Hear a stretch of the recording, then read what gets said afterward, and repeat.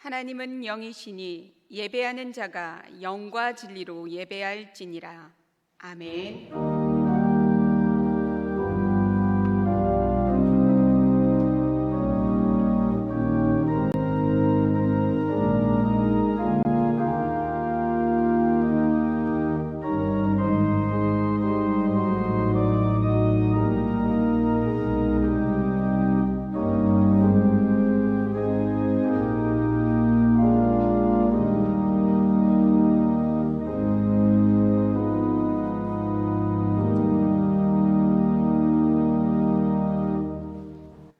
거룩하신 하나님 아버지, 지난 한 주간도 우리들을 눈동자처럼 지켜주셔서 각자의 삶의 자리에서 안전하게 거하게 하시고 거룩한 주일, 주의 은혜를 사모하여 성전에서 예배를 드리게 하시니 감사를 드립니다. 이 시간 성부 하나님의 완전하신 사랑을 알게 하시고 진리이신 성자 예수 그리스도로 인하여 죄사함의 고백과 본질을 밝게 하는 은혜를 주시며 보혜사 성령 하나님으로 인하여 메말랐던 우리의 영혼이 새롭게 소생되게 하여 주시옵소서. 말씀을 전하시는 위임 목사님께 영적인 권위를 더하여 주셔서 선포되는 말씀이 우리 성도님들을 살리는 생명의 말씀이 되게 하시며 다시 본질이 회복되는 은혜의 시간 되게 하여 주시옵소서. 우리 주 예수 그리스도의 이름으로 기도합니다. 아멘. 모두 일어나셔서 찬송가 1장으로 하나님께 찬양하겠습니다.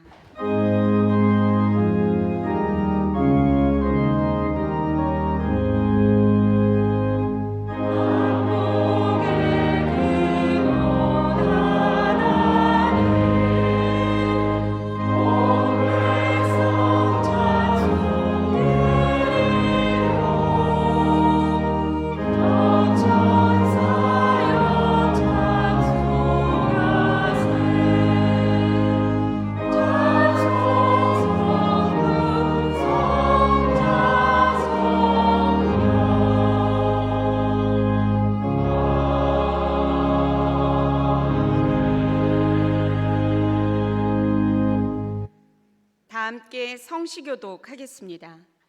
허물의 사함을 받고 자신의 죄가 가려진 자는 복이 있도다.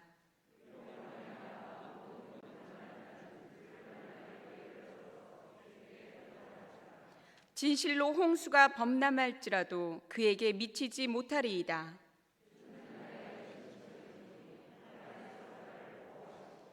구원의 노래로 나를 두루시리이다.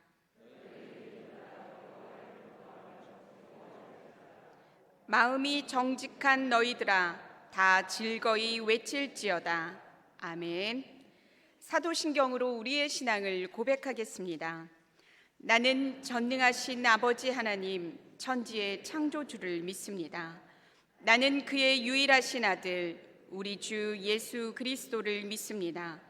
그는 성령으로 잉태되어 동정녀 마리아에게서 나시고 본디오 빌라도에게 고난을 받아 십자가에 못 박혀 죽으시고 장사된 지 사흘 만에 죽은 자 가운데서 다시 살아나셨으며 하늘에 오르시어 전능하신 아버지 하나님 우편에 앉아 계시다가 거기로부터 살아있는 자와 죽은 자를 심판하러 오십니다.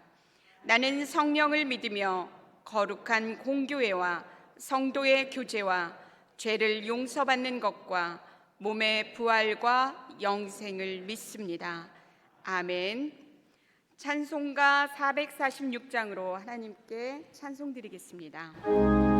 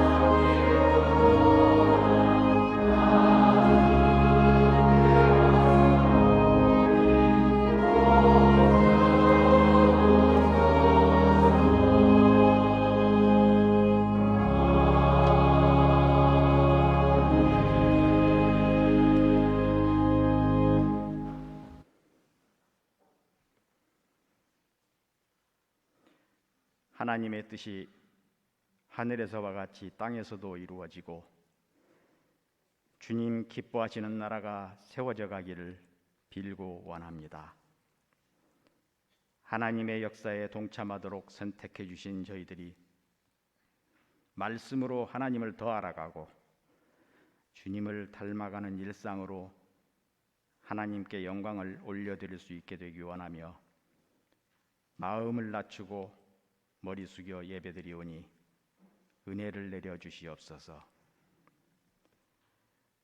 얼마 남지 않은 올해를 돌아보며 지금까지 지켜주신 은혜를 생각합니다. 인간에게만 허락하신 영을 교만과 불순종으로 훼손한 죄성 때문에 하나님을 모를 때는 스스로가 세상의 중심인 양 착각하고 살았습니다. 말씀이 들어와 뿌리 내려고 자라가면서 그 착각의 껍데기가 조금씩이나마 깨져가고 있습니다. 말씀으로 살게 하시고 믿음이 자라게 하신 은혜에 감사드립니다.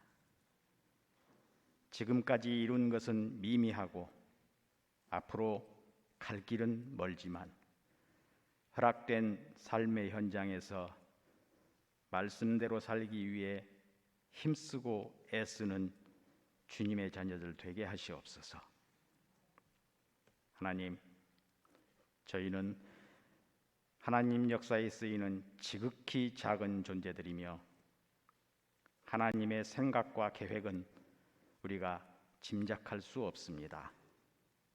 다만 말씀에 순종하는 믿음과 행하는 힘을 주셔서 하나님 나라 건설의 도구로 쓰임받기만을 기도합니다.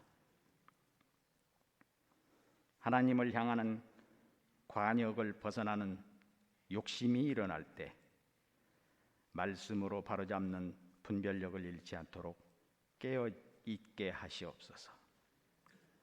생각하고 추구하는 것들이 하나님이 우리에게 바라시는 것과 일치하기를 간구합니다.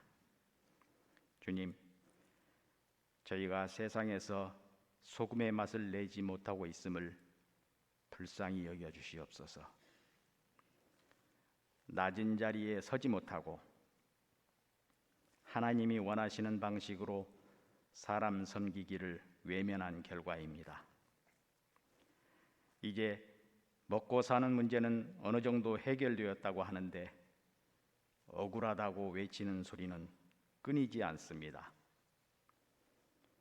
저희들에게 긍휼의 마음이 회복되고 세상에는 공정이 회복되게 하시옵소서. 하나님의 손이 하시는 일은 진실과 정의이며 하나님의 법도는 모두 확실합니다. 손이 수고하고 정직하게 번 것에 자족하는 마음을 지키게 하시옵소서. 하나님 아버지, 우리 청소년들이 희망을 가지고 살아갈 수 있는 세상을 만들기 위해 고뇌하는 기성세대가 많아지게 도와주시옵소서.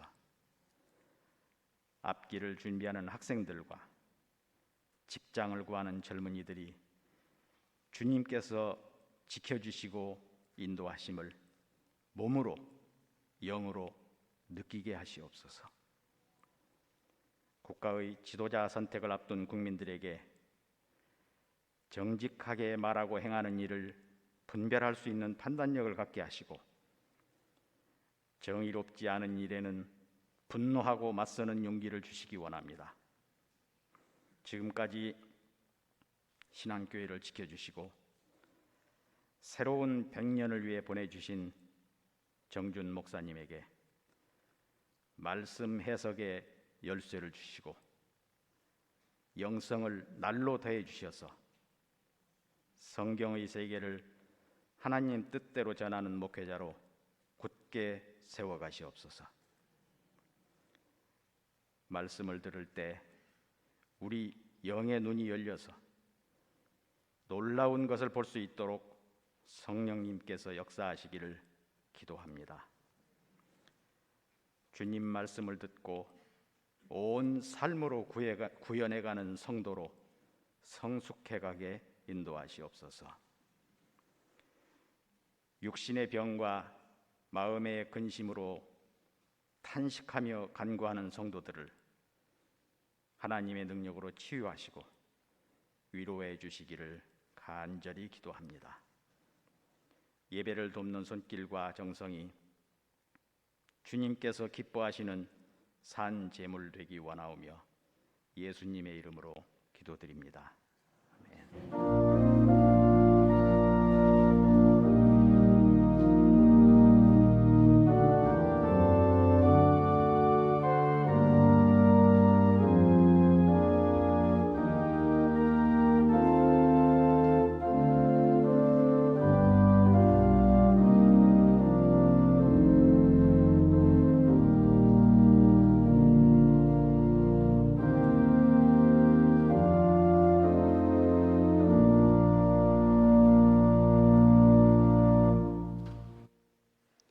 오늘 하나님께서 우리에게 주시는 말씀은 이사야 7장 10절부터 12절까지의 말씀입니다. 이사야 7장 10절부터 12절까지의 말씀입니다. 이 말씀은 구약성경 974쪽에 나와 있습니다. 하나님의 말씀을 봉독합니다. 여호와께서 또 아하스에게 말씀하여 이르시되 너는 내 하나님 여호와께 한 징조를 구하되 깊은 데에서든지 높은 데에서든지 구하라 하시니 아하스가 이르되 나는 구하지 아니하겠나이다. 나는 여호와를 시험하지 아니하겠나이다 한지라. 아멘. 하나님께서 이 말씀을 통하여 은혜 주시기를 원합니다.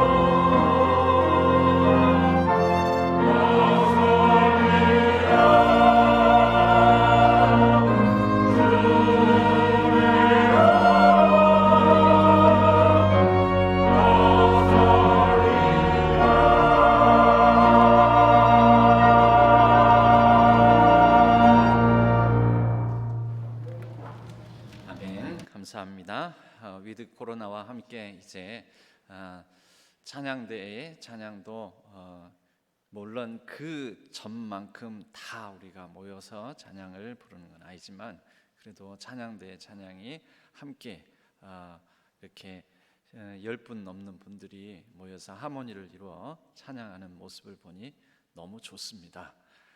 오늘 또 이 자리에 나온 성도님들 이전보다는 좀 더 이렇게 예배당을 가득 채워주신 것 같습니다. 하나님의 은혜와 평강이 함께 하시기를 간절히 원합니다. 잠깐 기도하겠습니다. 하나님 아버지, 이제 위드 코로나 상황이 되어서 이 가운데 하나님의 부르심에 응답하여 이 예배의 자리에 오게 하여 주시니 감사를 드립니다. 우리에게 은혜를 더하여 주시고 하나님의 말씀을 들려주셔서 우리가 새로운 소망으로 하나님 말씀을 붙들고 우리의 일상 속에서 승리할 수 있도록 도와주옵소서. 마음과 귀를 열어주시고 온전히 하나님의 말씀을 품는 귀한 시간 되게 하여 주옵소서. 성령 하나님께서 주관하여 주실 줄로 믿고 의지하오며 우리 주 예수 그리스도의 이름으로 간절히 기도하옵나이다. 아멘.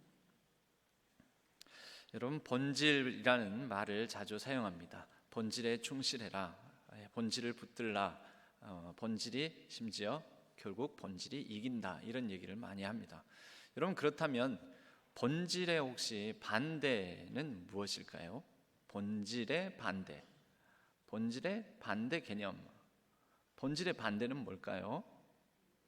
비본질, 비본질이라고 우리가 흔히 얘기합니다.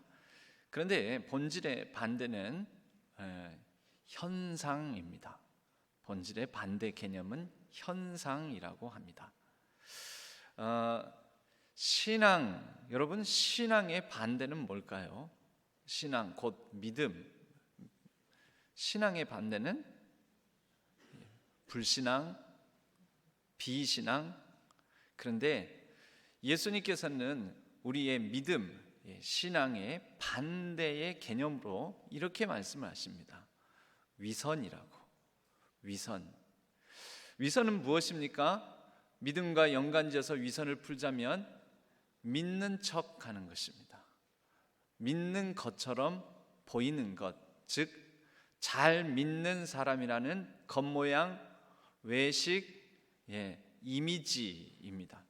믿음의 반대는 진짜 믿는 것이 아닌 믿는 척하면서 사실은 믿지 않는 것, 겉으로 말로는 믿는다고 얘기를 하면서 속 사정, 내용을 보면은 믿지 않는 사람처럼 살아가는 것. 그래서 예수님께서 외식하는 바리새인들과 바리새인들을 꾸짖으시면서 온전한 믿음의 본질로 돌아오라라는 그런 촉구를 이 바리새인들에게 많이 하신 모습을 우리는 복음서에서 확인합니다. 오늘은 이 본질적 믿음에 관한 그리고 본질과 현상에 관한 말씀을 특별히 오늘 이사야서 7장 본문을 바탕으로 함께 나누기를 원합니다. 여러분, 먼저 첫째로 본질이 이긴다라고 우리는 얘기하지만 현상이 이깁니다. 본질과 현상은 서로 반대 개념이라고 말씀을 드렸습니다. 현상은 그럼 무엇이냐? 현상이 이긴다라고 할 때 현상은 무엇이냐면 우리의 눈에 보이는 가시적인 일어나는 우리 삶의 어떤 여러 모습들입니다. 실제 우리 눈으로 확인할 수 있고 손으로 잡히고 만질 수 있고 우리의 감각으로 느낄 수 있는 모든 것. 그래서 실제 세계처럼 보이는, 아니 사실 실제 세계지요. 여러분, 이 현상 중에 하나가 뭐냐면 돈입니다. 여러분, 돈이 이깁니까? 집니까? 부동산 불패 신화 이런 얘기를 하고 또 기업들, 큰 기업, 대마불사, 큰 기업은 망하지 않는다 이런 얘기하고 그러는데 여러분, 그게 결국은 돈이 이긴다는 것입니다. 돈의 힘이 막강합니다. 돈을 쓰면 안 될 일도 된다 심지어 죽은 사람도 살릴 수 있다라고까지 얘기를 합니다. 사실 그렇게 죽은 사람 어떻게 돈으로 살립니까? 그러니까 심지어 그만큼 돈의 힘이 강하다라는 거죠.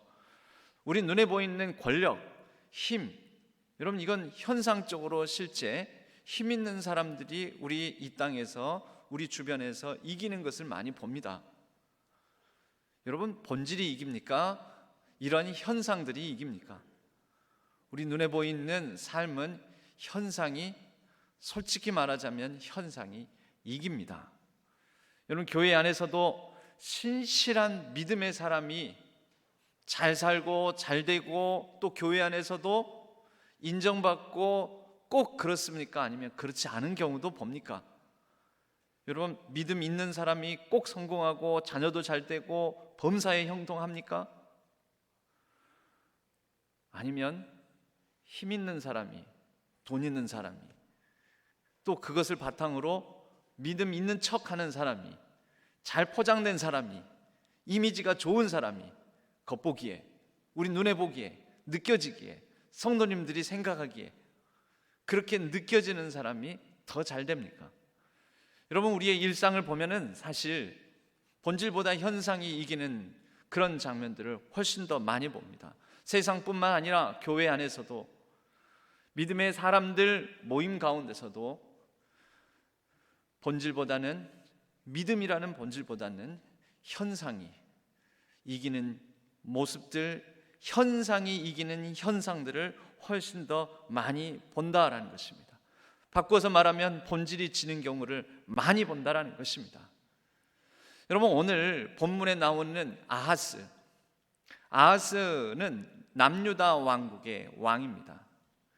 이 아하스가 당대, 이사야서는 예언서입니다. 이 예언서는 반드시 그때의 역사적 상황을 바탕으로 읽어야 제대로 우리가 해석하고 볼 수가 있습니다. 아하스 왕이 되었을 당대의 상황을 우리는 먼저 봐야 됩니다. 그건 뭘까요? 역사적 현실, 그것도 현상이죠. 눈에 보이는. 보통 역사적 현실, 정황, 정치, 경제, 사회, 문화, 우리의 일상까지도 여러분 보통 현상이 이기는 모습을 봅니다. 돈과 힘, 이것이 지배하고 좌우하는 세상을 확인합니다. 아하스 당시에도 그랬습니다. 그때 당시에 남유다는 강국은 아니었습니다. 강국들 사이에서 눈치를 봐야 될 정도의 상당히 약한 나라였습니다. 남유다 왕국의 북쪽에는 북이스라엘 왕국이 있었습니다. 그리고 북이스라엘 왕국의 또 북쪽에는 아람이라는 왕국이 있었습니다. 아람 왕국은 오늘날 시리아라는 나라로 일컬어지는 나라입니다. 그런데 저 동쪽에서부터 많은 민족을 다 정복하고 큰 제국을 이루며 강성해지는 나라가 또 하나 있었는데 그 나라가 바로 아수르였습니다. 자, 여러분 현상적으로 어디가 세 보입니까? 아수르, 신흥 강국, 제국을 이뤄가며 이제 그 제국의 힘을 발휘하여 저 북에 있는 북이스라엘과 아람까지도 위협한 존재가 되는 아수르가 강력한 힘을 가진, 현상적으로는 거기가 이길 것 같은 생각이 듭니다. 아하스가 그랬습니다. 그는 이 현상에 베팅하기로 했습니다. 여러분 근데 하나님의 뜻은 그와 달랐습니다. 그럼에도 불구하고 그는 현상, 지금 일어나는 세계의 정세의 상황을 볼 때 아수르가 이긴다라는 이 현상이 이긴다라고 믿었습니다. 잠깐 지도를 보면서 그때 당대의 배경을 좀 지도상에서 확인해 봤으면 합니다. 노란색이 남유다 왕국의 왕은 아하스가 있는데 그 북쪽에 있는 북이스라엘 왕국, 그리고 북이스라엘 왕국과 통으로 같이 지도상에서는 같은 색깔로 그렸는데요. 그 위에 아람군 르신이라고 되어 있지요. 두 나라가 연합해서 남유다 아하스 왕에게 쳐들어오겠다라는 것입니다. 원래는 그랬습니다. 저 이 하얀색 영역이 어떻게 보면 뭐 물론 옆에는 암몬, 모압, 에돔 이렇게 적혀 있지만요, 이 암몬, 모압, 에돔 그 너머에 큰 제국을 이미 아수르가 이루면서 하얀색 영역을 통틀어 이제 압박해 오고 있는 상황이었습니다. 자, 이때 북에 있는 그 아람 왕국과 그리고 북이스라엘이 함께 연합을 하고 아수르에게 대항하려고 보니 뒤에 배후에 있는 유다 왕국이 뭔가 후환이 될 것 같은 생각이 들었습니다. 그래서 남유다 왕국에 처음에는 이런 제안을 합니다. 야, 우리랑 힘을 합쳐서 같이 아수르에 맞서자. 우리가 한 나라만 하면은 강대국인 아수르를 이기지 못하겠지만 두 나라 더불어 남유다 왕국까지 세 나라가 힘을 합하면 아수르라고 하더라도 우리가 해볼 만하지 않겠느냐. 같이 싸우자. 근데 남유다가 거절을 합니다. 안 하겠다고. 그럴 수 없다고. 또 심지어 아람이나 또 북이스라엘하고는 여러 적대 관계, 긴장 관계에 있었던 역사가 있기 때문에 믿지를 못했던 거죠. 불신이 있어서 우리는 당신들하고 연합하지 않겠다. 그렇게 되니 북이스라엘과 아람 왕국 입장에서는 둘이 힘을 합하여 아수르를 치러 가는 사이에 혹시 남유다가 배후에서 자기들을 공격하면 굉장히 큰 문제가 생기지 않겠습니까? 그래서 아수르라는 큰 나라를 치기 이전에 남유다부터 손을 보고 믿을 만한 통치자를 세워서 갈아치우고 이렇게 해놔야 되겠다, 이런 생각을 품게 됩니다. 바로 그러한 상황적 배경을 가지고 우리는 오늘 말씀 이사야 7장을 대해야 합니다. 북이스라엘과 아람 왕국의 연합군이 쳐들어온다라는 것은 남유다 왕국에는 굉장한 위기, 전쟁의 위기, 매우 두려워할 만한 현상입니다. 눈에 보이는 확실한 현상인 거죠. 이 현상 속에서 두려워하고 불안해하는 것은 어쩌면 당연하다라고 볼 수가 있을 것입니다.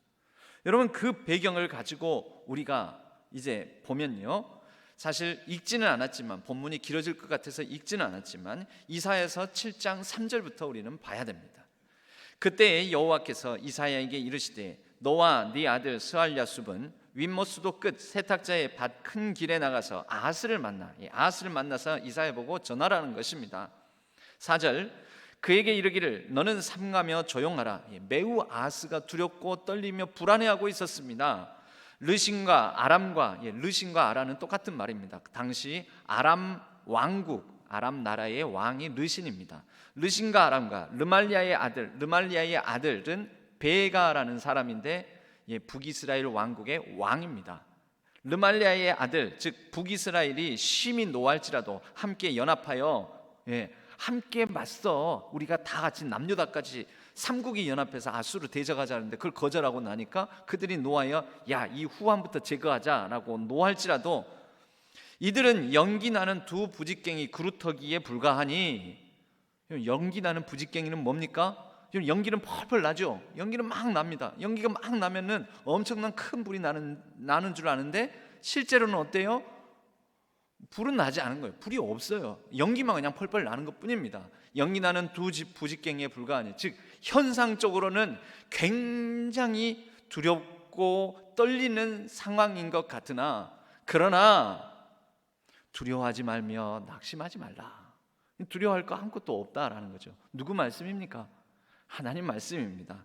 아람과 에브라임과 르말리아의 아들, 결국 두 나라의 연합, 북이스라엘과 아람의 연합, 이것이 악한 꾀로 너를 대적하여 이르기를 우리가 올라가 유다를 쳐서 그것을 쓰러뜨리고 우리를 위하여 그것을 무너뜨리고 다부엘의 아들, 즉 자기들의 친히 정권을 세우고 그 중에 세워 왕으로 삼자 하였으나 7절, 주 여호와의 말씀이 그 일은 서지 못하며 이루어지지 못하리라. 누구 말씀입니까? 하나님 말씀. 그 된다고요? 안 된다고요? 안 된다고요. 연기가 펄펄 나도 거기에 불 난다고요? 안 난다고요? 안 난다고요. 이거는 의미가 있다고요? 없다고요? 없다고요. 이 현상이 중요하다고요? 안 중요하다고요? 안 중요하다고요. 그 일은 서지 못하며 이루어지지 못하리라 하시면서 9절 말씀에 오히려 이제 반대되는 얘기를 합니다. 하반절입니다. 만일 너희가 굳게 믿지 아니하면 너희는 굳게 서지 못하리라. 여러분, 이 말씀은 한마디로 말하자면 무슨 말씀입니까? 믿어라. 현상은 막 연기가 나고 불날 것 같이, 굉장히 이 전쟁 중에 남유다의 큰 위기가 도래할 것 같이 여겨지나 그렇지 않다는 것을 믿어라. 현상을 붙들지 말고 뭘 붙들라고요? 하나님의 말씀을 붙들라, 믿음을 붙들라, 본질을 붙들라라는 것입니다.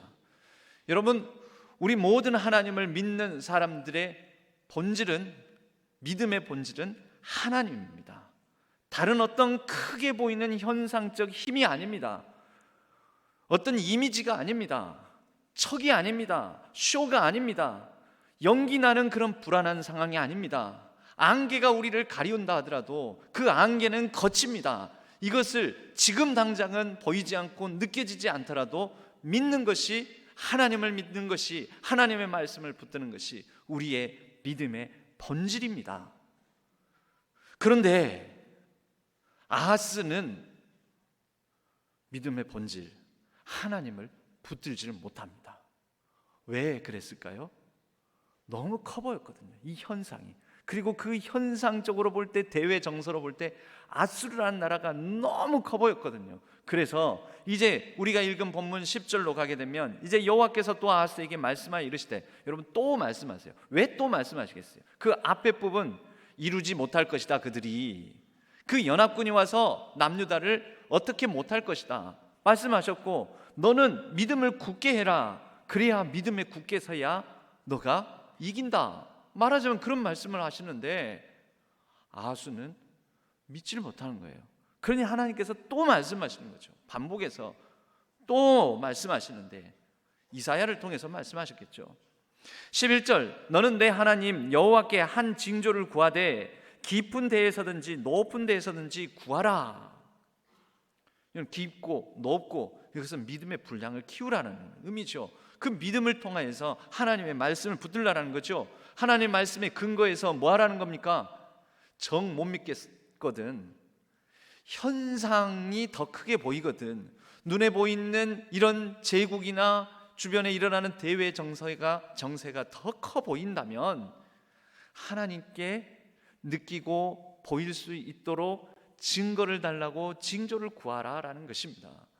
여러분, 하나님은 우리가 눈에 보이지 않는 본질보다 눈에 보이는 현상에 우리의 마음을 뺏기고 또 그것에 더 집중할 수밖에 없는 연약한 존재임을 아십니다. 그래서 필요하면 징조를 구하라는 거죠. 여러분, 기드온이 하나님의 말씀 붙들고 하나님의 약속 붙들고 하나님의 명령을 따라야 되는데 못 따릅니다. 왜요? 인간이니까. 기드온뿐입니까? 저와 여러분, 우리 또한 그렇습니다. 우리는 연약합니다. 한계가 있습니다. 그래서 현상, 증거가 필요합니다.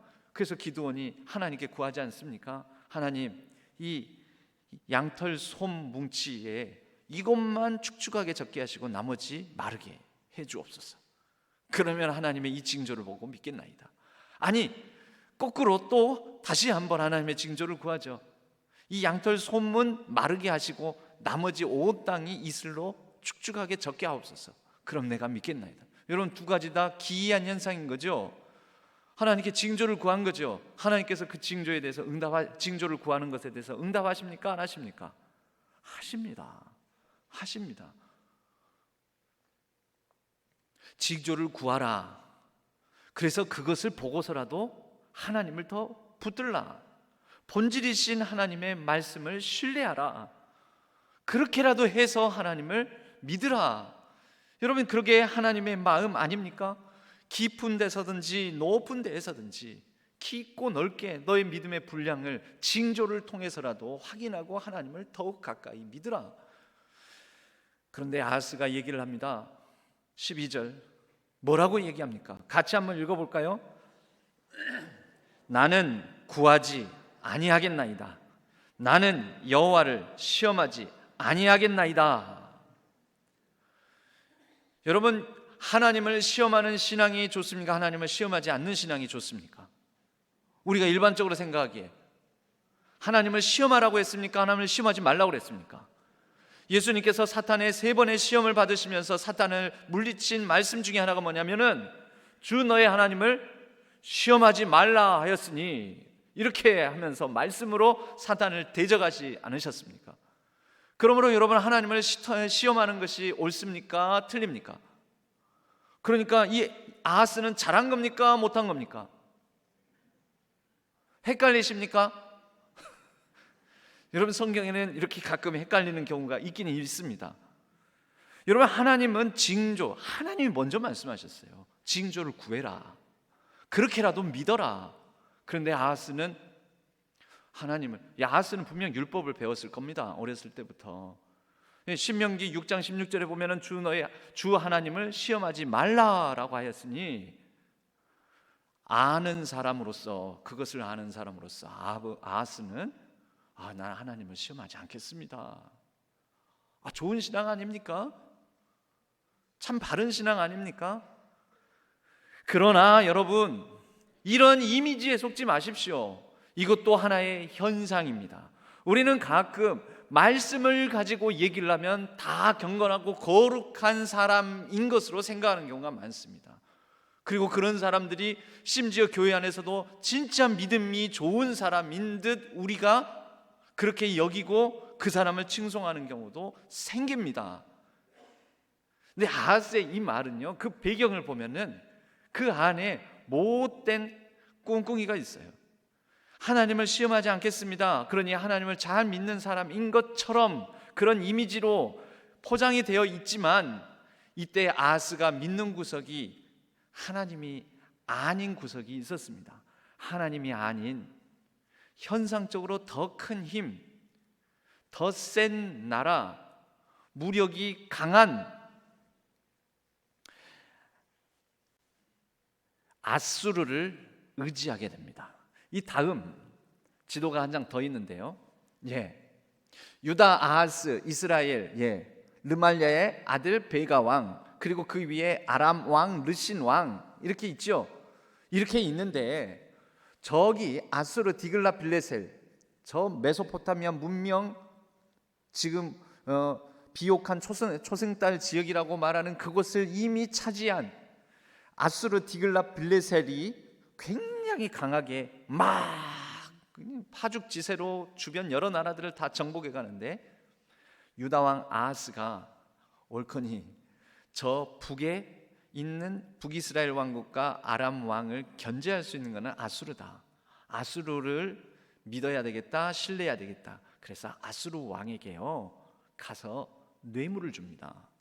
뇌물을 주면서 아람 왕과 북이스라엘이 우리 남유다를 쳐들어오는데, 그러고 난 다음에 혹 우리 남유다가 저들이 원하는 대로 우리 남유다가 전쟁에서 지게 되면 그 다음 아수르 쳐들어간다 하면서 꼬질러 바치면서 뇌물까지 어마어마하게 백성들로부터 막 쥐어짜서 수탈해 가지고 아수르 왕에게 그것을 바치면서 북이스라엘과 아람을 혼내주십시오 라고 얘기를 합니다. 여러분, 이게 뭘까요? 아하스의 믿는 구석입니다.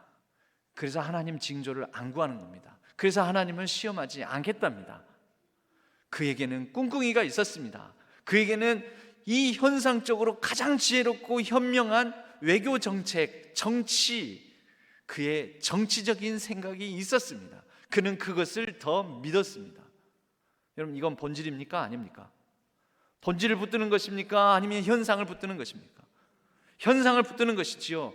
여러분, 이거 분명히 이 현상이 이루어질 것이라고 하나님께서 말씀하셨습니까? 안 될 거라고 했습니까? 안 될 거라고 했습니다. 그런데도 그렇게 합니다. 여러분, 우리도 그런 경우가 얼마나 많습니까? 안 될 건데도 막 붙듭니다. 아닌데도 그 현상에 집중합니다. 우리의 마음을 빼앗깁니다. 하나님의 말씀은 그래서는 안 된다라고 그랬는데, 당장 눈에 보이는 강해 보이고 힘세 보이고 능력 있어 보이는 것, 그것을 의지합니다. 더 신뢰합니다.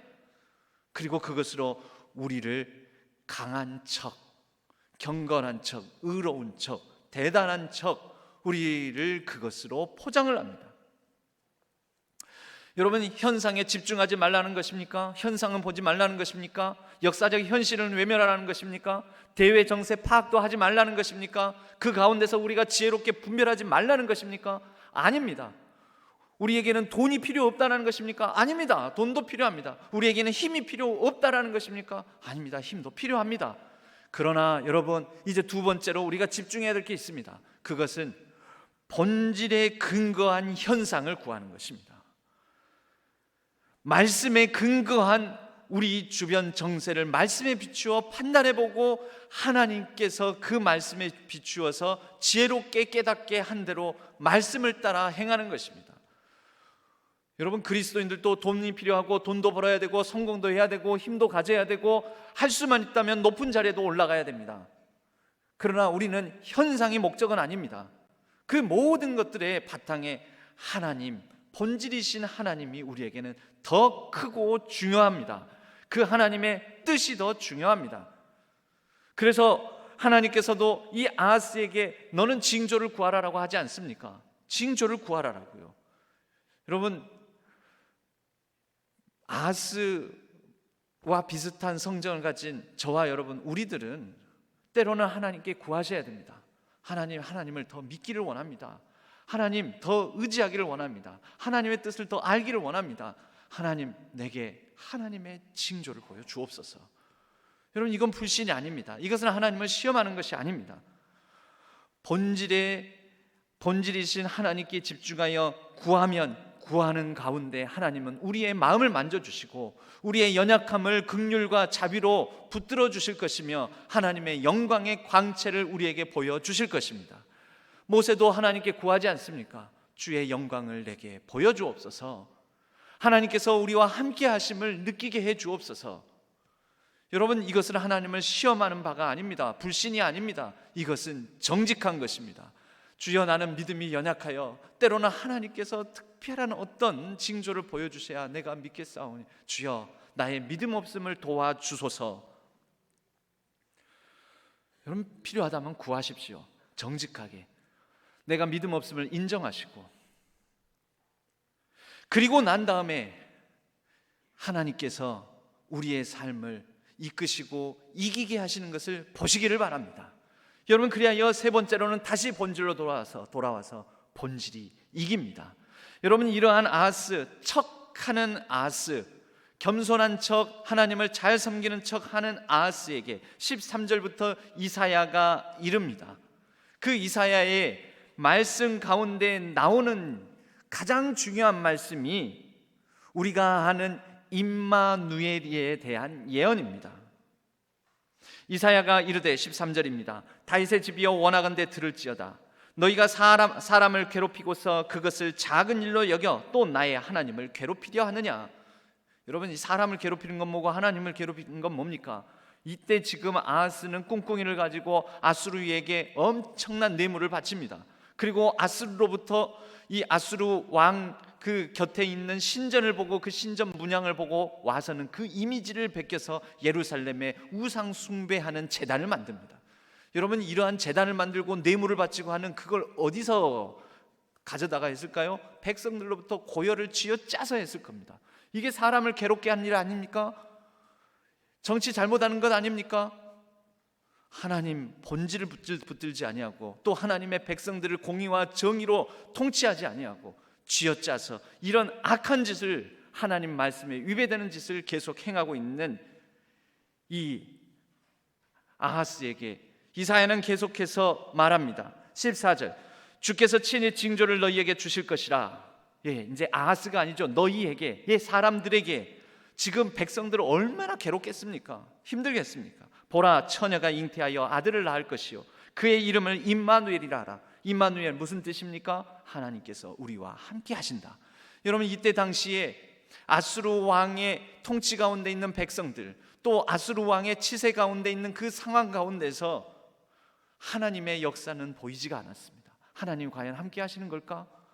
우리가 이렇게 쥐어짜임을 당해가지고 아수르 왕에게 뇌물을 갖다 바치고 또 저 북쪽으로부터는 두 나라의 연합군이 쳐들어온다고 하고 백성들의 삶에 피폐하고 또 여러 가지로 눌리고 힘든 상황이었습니다. 그때 이사야는 얘기를 합니다.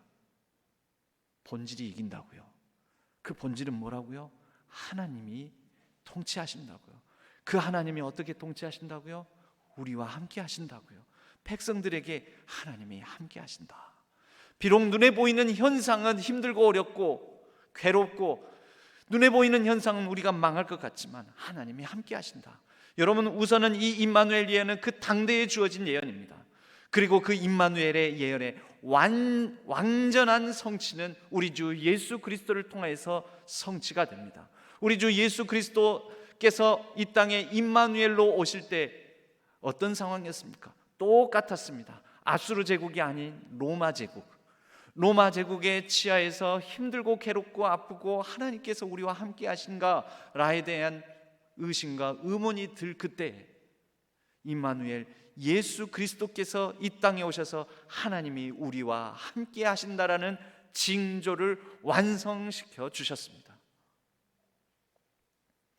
그리고 이 아하스가 다스리는 왕국과 나라에 대해서 경고도 잊지 않습니다.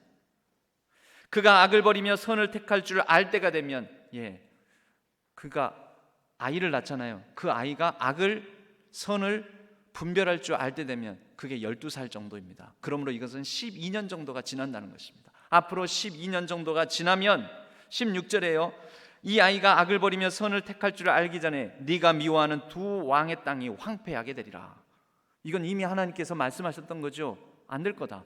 그 나라가 망할 것이다. 그런데 17절 에브라임이 유다를 떠날 때, 즉 남북 왕국 분열될 때보다도 당하여 보지 못한 날을 너와 내 백성과 내 아버지 집에 임하게 하시리니 곧 아수르 왕이 오는 날이니라. 여러분, 두 나라는 망할 것이요, 두 나라가 망할 것이 아니라 이제 더 큰 적, 지금 아하스 너가 의지하는 그 아수르가 오히려 더 큰 위기로 다가올 것이다 라는 것입니다. 여러분, 그러나 이럴 때에도 백성들에게는 무슨 소망이 있습니까? 하나님이 함께 하신다. 여러분, 현상은 더 어려워질 수 있다는 것입니다. 그리고 현상에 집중해서 현상에 이길 것이라고 엉뚱한 것을 믿고 섬기게 되면은 너희가 굳게 믿지 아니하면 너희는 굳게 서지 못하리라는 말씀을 따라서 오히려 그 붙들었던 현상이 더 힘든 인생의 위기, 삶의 위기, 국가의 위기, 모든 위기로 다가오게 된다라는 것입니다. 뭘 붙들어야 됩니까? 뭘 붙들어야 이깁니까? 뭘 붙들어야 삽니까? 본질을 붙들어야 삽니다. 본질이 이긴다라는 것입니다. 여러분, 우리는 다시 한번 우리의 믿음을 점검해 봐야 됩니다. 성경에는 본질이신 하나님께서 우리에게 던지는 근원적인 질문 두 가지가 있습니다. 첫째는 아담에게 물으셨던 질문, 아담아 네가 어디 있느냐? 여러분 자신에게도 자신의 이름을 넣어서 하나님께서 나에게 마치 물으시는 것처럼 물어보시길 바랍니다. 나는 어디 있는가? 여러분, 하나님 앞에 있습니까? 본질이신 하나님 붙들고 있습니까? 지금 함께 하시는 하나님과 함께 여러분도 동행하고 있습니까? In front of God, 코람되어 하나님 앞에서, 그분 존전 앞에서 살아간다는 정직한 양심과 신실함이 있습니까? 여러분, 이 본질로 돌아와야 됩니다. 그래야 이깁니다. 그래야 인생에서 우리는 흔들리지 않을 수 있습니다. 두 번째 질문이 있습니다. 가인에게 물었던 질문입니다. 창세기 4장 9절의 질문, 네 동생 아벨이 어디 있느냐? 여러분, 하나님께서 또한 우리에게 이제 두 번째로 물으십니다. 하나님과의 관계를 바르게 하는 질문, 네가 지금 어디 있느냐 물으신 다음에는 네 동생 아우, 즉 우리의 이웃들이 어디 있는지, 우리 주변을 바라보라는 것이죠. 내가 도와줘야 되고, 내가 기도해줘야 되고, 내가 붙들어야 되고, 내가 함께 해줘야 될 사람들이 어디 있는지 물으시는 겁니다. 이것이 하나님께서 우리에게 물으시는 본질적 질문 두 가지입니다. 첫 번째 질문의 답은 하나님 사랑이고, 두 번째 질문의 답은 이웃 사랑입니다. 여러분, 우리 신앙의 본질은 무엇입니까? 우리가 다시 돌아와 다시 한번 우리가 바르게 새롭게 세워야 될 중요한 신앙의 가치가 무엇입니까? 하나님 앞에 내가 어디 서 있는지, 그리고 내가 보살피고 살펴야 될 내 이웃이 어디 있는지, 그 믿음으로 붙들고 하나님의 관계를 누린 이후에 그것을 나눠 함께 더불어 살아야 할 것 아닙니까? 연말이 다가옵니다. 분주합니다. 여러 현상들을 봅니다. 여러 현상 가운데 우리의 마음이 심란하고 마음을 뺏기고 어지럽히는 일들이 많을 것입니다. 내가 생각지도 않은 인생의 아픔, 질병, 위기들이 나를 엄습하여 나를 뒤흔들 것 같은 그런 생각이 듭니다. 여러분, 그러나 이럴 때일수록 다시 한번 본질적 질문으로 돌아와 하나님 앞에 신실하게 응답하는 저와 여러분 되기를 바랍니다. 어디에 있는지, 그리고 우리 주변 이웃은, 내가 살펴야 될 이웃은 어디에 있는지, 그렇게 하나님께 신실하게 응답함으로 우리가 본질에 집중함으로 본질이 이긴다라는 것을 붙들고 하나님과 함께 최후 승리 얻을 때까지 그 영광의 광채에 참여하여 우리가 비할 수 없는 누릴 영광을 소망 가운데 바라보는 저와 여러분, 우리 모든 신앙의 가족, 우리의 신앙교회 공동체 되기를 주님의 이름으로 간절히 축복합니다. 임마누엘, 우리 주 예수 그리스도께서 은혜와 평강을 주시며 세상 끝날까지 저와 여러분 우리의 삶에 함께해 주실 줄로 믿습니다. 하나님 아버지, 감사합니다.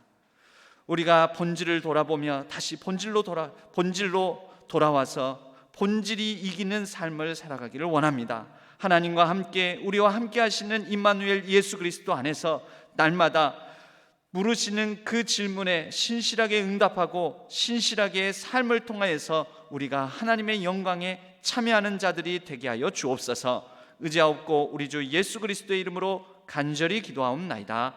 아멘. 찬송가 312장 찬송하겠습니다.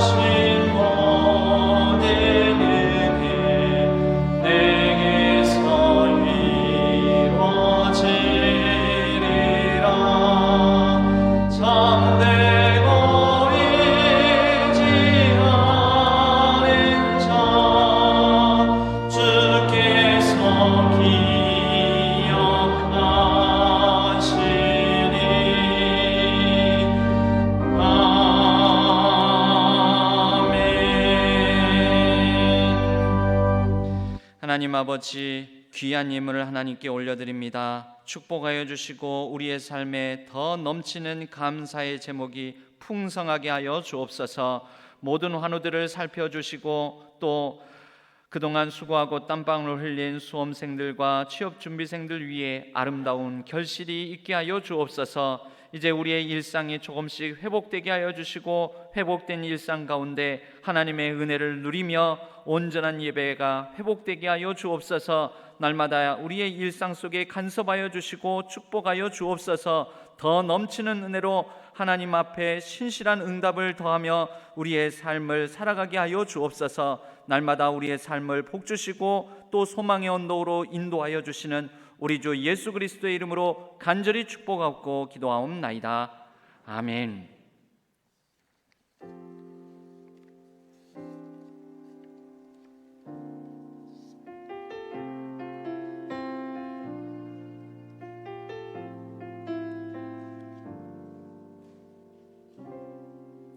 우리 모두 예배하는 자 되어 온전히 영과 진리로 주를 예배하자. 주가 우리와 함께 영원히 함께 하시고 마르지 않는 샘물로 우릴 채우시리. 우리 모두 예배하는 자 되어 온전히 영과 진리로 주를 예배하자. 주가 우리와 함께 영원히 함께 하시고 마르지 않는 샘으로 우릴 채우시리. 지난 주일에 여러분들이 헌물해 주신 이 과일들 38박스를 우리 신안동 지역의 차상위 계층 한부모 가정들에게 나누었습니다. 여러분들께서 협조해 주시고 동참해 주셔서 감사합니다. 내년에도 그와 같은 순서를 갖게 될 때 많이 동참해 주시고 더 많이 풍성하게 우리의 것을 조금씩이라도 모아서 나눌 수 있기를 바랍니다. 교회 소식은 주보를 참조해 주시고 우리 자치단체의 모임을 방역수칙 준수하시면서 이제 모이셔도 되겠습니다. 연합찬양대 모임이 있습니다. 알림 두 번째, 우리 이화림 목사님 사시던 자택 그것을 처분하여 그 모든 이화림 목사님 소유로 있는 전 재산을 호남신학대학교에 기부하였습니다. 그 유족이 그런 뜻을 밝히고 기부를 했는데 그에 따라 호남신학교 개교 이후 처음으로 사람의 이름을 딴 이화림 기념관, 이화림관을 개관식을 11월 19일 금요일 오후 2시에 호신대에서 있습니다. 이 참석하실 분들은 각 교구 목사님들에게 알려주셔서 유족 측에서 좀 인원을 어느 정도 참석 인원을 파악해 주시면 소소한 기념품이라도 준비하는 데 도움이 되겠다고. 그래서 한 오늘 중에 가능하면 참석할 의사가 있는 분들은 알려주시면 좋겠습니다. 이렇게 이번에는 방역 마스크로 해외 선교사님들에게 또 추수감사 우리 이 과일들을 나누고 또 노숙인들에게는 여러분들이 모아주신 것을 나누고 저는 기회만 되면 여러 가지 제목들을 붙여서 여러분들에게 권면하고 촉구해서 모아서 나누고 이렇게 하는 일들을 앞으로도 계속해 나갈 텐데 여러분 잘 동참해 주시고 늘 함께 해 주시기를 바랍니다. 우리 옆에 사람들과 이렇게 인사 한번 하겠습니다. 모든 현상보다 크신 하나님이 함께 하십니다. 저와 여러분 우리의 삶에 함께 하실 줄로 믿습니다. 모두 자리에서 일어나겠습니다. 주기도문송과 축도로 예배를 마치는데 우리 박춘희 성도님 오늘 새가족 등록하셨습니다. 예배 후에 새가족 부실에서 잠깐 뵙도록 하겠습니다. 환영합니다. 우리 주기도문송과 축도로 예배를 마치겠습니다.